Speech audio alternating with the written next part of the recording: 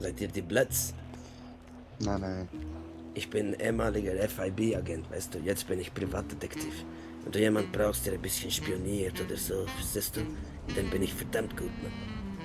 Ich habe 37 Gesichter, verstehst du? Ja, verstanden.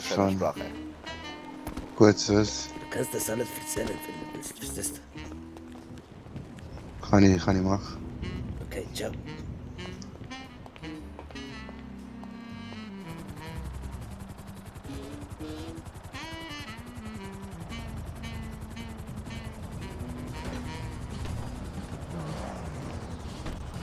Guten Abend, Herr. Hola, señores. Wie geht es Ihnen?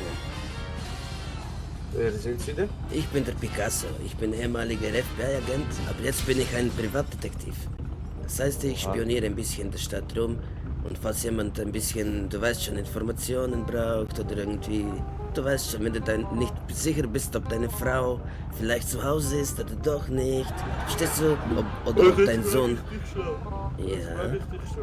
ja. Du kommst jetzt genau an Bolas Tankstelle und willst deine Spiele hier machen, oder was? Nein, ich wollte schnell etwas Essen kaufen, Tankstelle. Aha, okay. Vielleicht nächstes Mal. Aber du kannst gerne dir noch weiter erzählen, weil ich brauche Kohle, ich bin neu in der Stadt, verstehst du?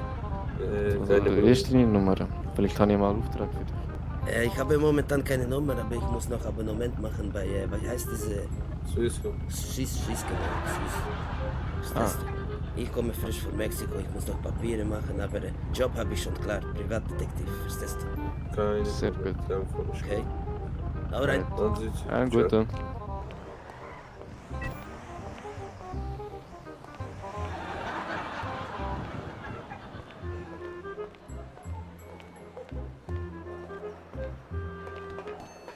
Why, hello.